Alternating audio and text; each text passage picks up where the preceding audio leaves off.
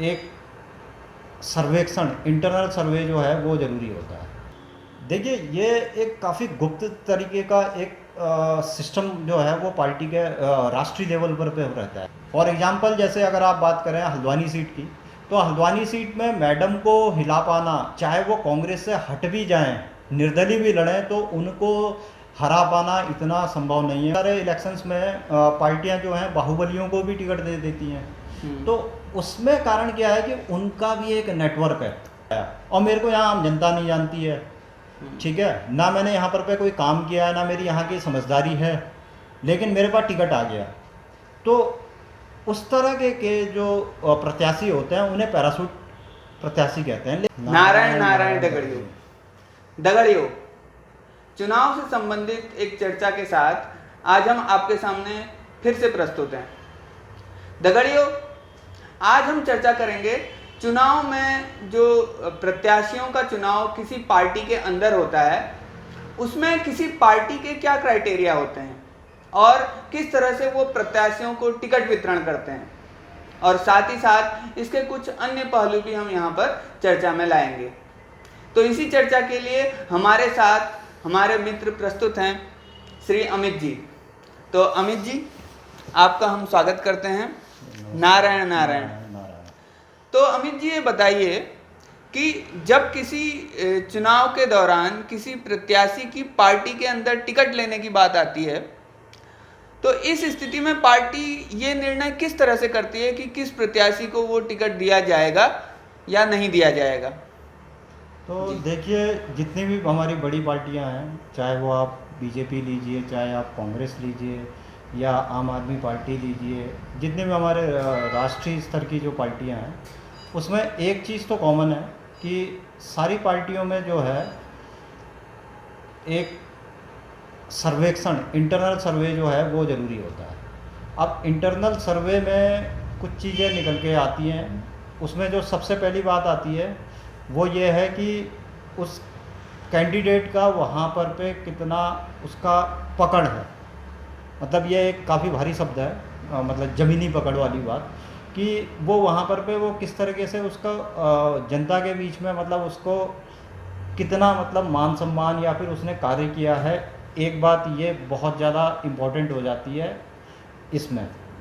दूसरी जो इम्पोर्टेंट बात होती है वो ये रहती है कि प्रत्याशी जो है वहाँ पर पे किस तरीके से वर्क कर रहा है, मतलब कि वो वहाँ रहता है या नहीं रहता है, इसके ऊपर पे भी काफ़ी कुछ डिपेंड करता है। और कितनी बेबाकी से वहाँ पर पे मुद्दों को उठाना जानता है, कितना उसको राजनीतिक उसकी समझ है, उसके आधार पर ही पार्टी जो है उसको वहाँ पर पे टिकट देती है। तो कई बार क्या होता है, कैंडिडेटों को खुद को नहीं पता होता है कि किसको टिकट मिलेगा। तो ये बड़ा एक इम्पॉर्टेंट फैक्टर आ जाता है। जैसे कि अभी रिसेंटली हमने सल्ट उपचुनाव को अभी हमने जो है वहाँ का बारीकी से हमने सर्वेक्षण करा। तो वहाँ पर पे जैसे अगर मैं बात करूँ कांग्रेस पार्टी की, तो कांग्रेस पार्टी में दो नाम आ रहे थे। एक नाम श्रीमती गंगा पंचोली जी का था, जो कि जिनको वहाँ पर पे टिकट मिला। एक वहाँ पर पे रंजीत रावत, एक पुराने वहाँ के भूतपूर्व विधायक रहे हैं, उनके पुत्र श्री विक्रम रावत को टिकट देने की बात आ रही थी। किंतु बाद में पार्टी ने जो है गंगा पंचोली को टिकट दिया। उसके पीछे कारण जो रहा मुख्यतः वो एक तो ये रहा कि उनकी वहाँ पे पकड़, वो स्यालदे ब्लॉक की ब्लॉक प्रमुख रही हैं। दूसरी बात, उनका वहाँ पर पे जो स्यालदे जो एरिया है वहाँ पर पे उनकी पकड़ जो है वो काफ़ी ज़्यादा मजबूती से रही है।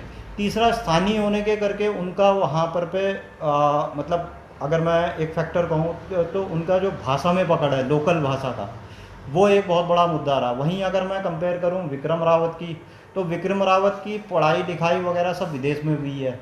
अच्छा, अब पार्टी ने एक चीज़ ये भी चेक करी कि जैसे विरोधी जो है, जनरली जैसे कांग्रेस है, कांग्रेस ने अपना कैंडिडेट बाद में डिक्लेयर किया, उससे पहले बीजेपी ने डिक्लेयर करा। तो बीजेपी ने जो है महेश जीना जी को, जो कि स्वर्गीय श्री सुरेंद्र जीना जी के बड़े भाई हैं, महेश जीना जी को जब टिकट दिया, तो उनके ऊपर पे एक ये चीज़ निकल के आई कि ये बाहर के हैं, यानी ये दिल्ली के हैं, ये अभी यहाँ पर पे क्षेत्र में नहीं रहते हैं। यद्यपि उनके भाई जो हैं पिछले 14 साल से वहाँ विधायक रहे, 2 बार तो सल्ट सीट से ही, उससे पहले आपका भिक्यासण से भी वो विधायक रहे हैं।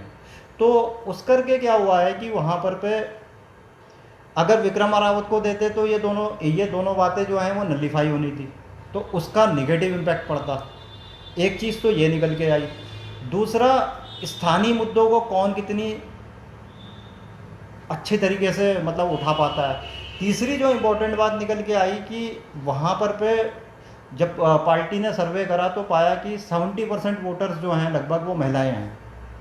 अब महिलाओं की बात को महिला ही ज़्यादा अच्छे से समझ सकती है, और उस लेडी में, क्योंकि मैंने उनका काफ़ी वीडियोज़ को जो है उन्हें मतलब काफ़ी नज़दीक से उनके भाषणों को सुना भी और मैंने कवर भी किया, तो मैंने देखा कि काफ़ी बेबाकी से वो महिलाओं की जो समस्याएं हैं उसको वहाँ पे उठा रही थी।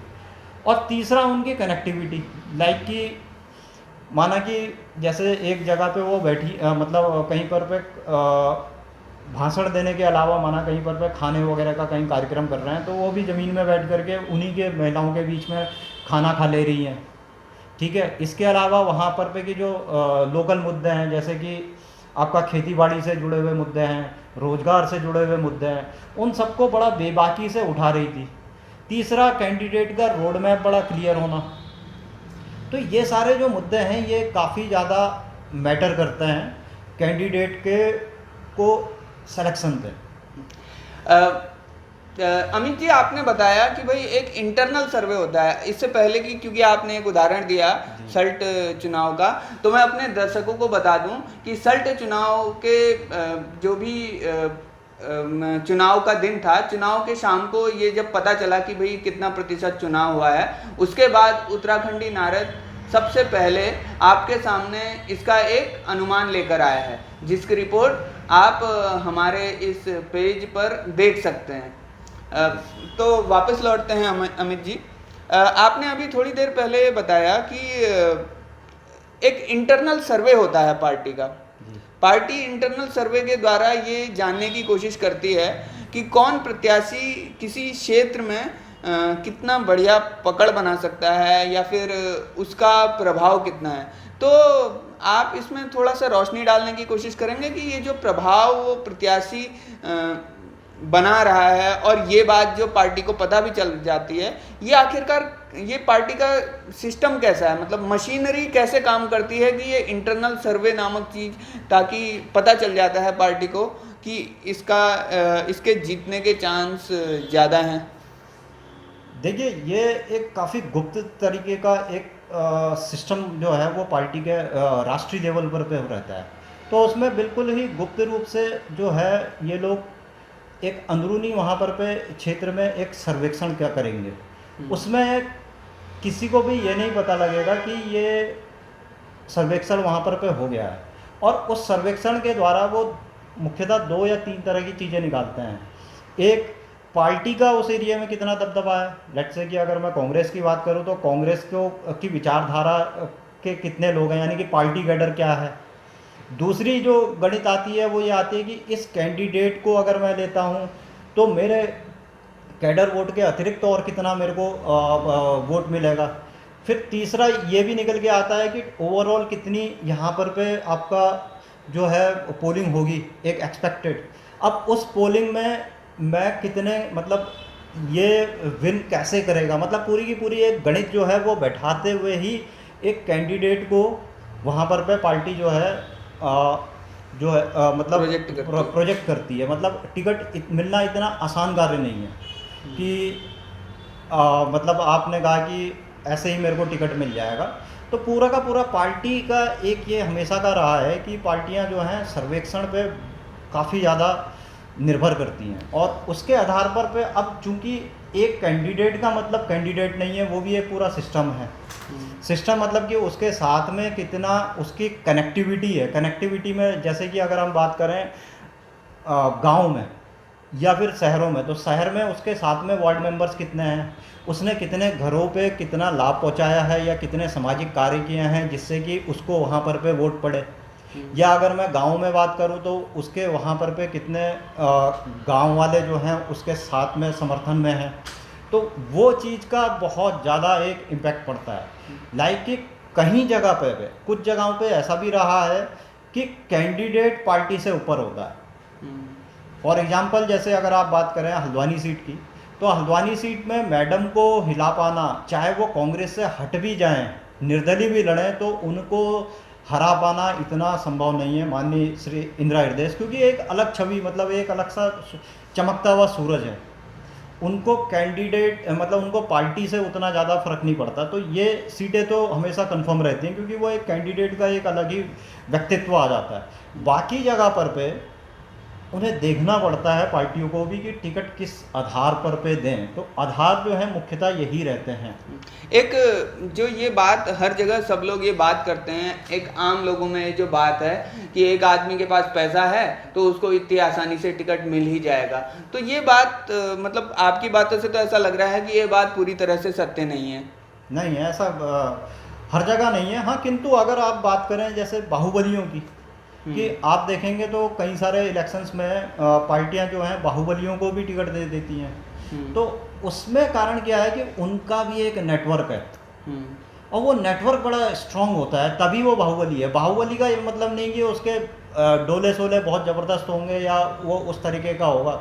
बाहुबली का मतलब है कि उसकी उस एरिए में कनेक्टिविटी कैसी है, यानी कि अगर कोई गलत चीज़ को भी अगर मैसेज दे रहा है, वो पूरी उस एरिया में, जिस एरिया का वो क्षेत्रप है, मतलब बाहुबली को अगर हम दूसरा भाषा बोले तो क्षेत्रप है, तो वो क्षेत्रप जो है उसका मैसेज कितना क्लियरली वहाँ के आम पब्लिक में जा रहा है और कितना उसको फॉलो कर रहे हैं। यानी कि अल्टीमेटली बात कनेक्टिविटी की आई, तो वहाँ पर पे वो कैंडिडेट को हर पार्टी लुभाने की कोशिश करती है, चाहे वो आप कोई भी बड़ी पार्टी की अगर आप बात करें, तो क्षेत्रप का होना भी मतलब जो है कनेक्टिविटी को ही दर्शाता है। इस बात में मैं ये भी जोड़ना चाहूँगा कि हम आपस में इस बात को कर ही रहे थे कि जो वो बाहुबली की बोलने की और अपनी बातों को सामने रखने की जो कला है ना, वो कला भी महत्वपूर्ण है, क्योंकि उस कला के दम पर ही वो वहाँ की जनता को अपने मुद्दों से आकर्षित कर सकता है। और अगर कोई किसी के पास वो कला नहीं है, वो कितना भी ईमानदार हो, तो वो शायद उस अपनी बातों को जनता के सामने प्रस्तुत करने में पूरी तरह से ये तो क्षमतावान नहीं एग्जाम्पल रहता रहा है। जैसे अगर आप बात करें डिक्टेटर की, सॉरी हिटलर की, तो डिक्टेटर था, लेकिन अगर आप उसके इंटरनल क्वालिटीज की बात करें तो हिटलर जो है एक तरीके का आप देखेंगे तो जबरदस्त वक्ता रहा है। यानी कि उसमें एक कला थी, एक आर्ट थी कि वो अपनी बात को, वैसे देखा जाए तो एक नॉर्मल कद का, कदकाठी का और साधारण सी बॉडी शॉडी का एक व्यक्ति जो है वो हिटलर था, लेकिन उसमें दूसरे को प्रभावित करने की जो क्षमता थी और अपनी बात को मनाने की जो कला थी, ऐसी कला शायद उसके बाद अभी तक मैंने किसी भी राजनीतिक में आज तक नहीं देखी पूरे दुनिया के, विश्व के इतिहास में।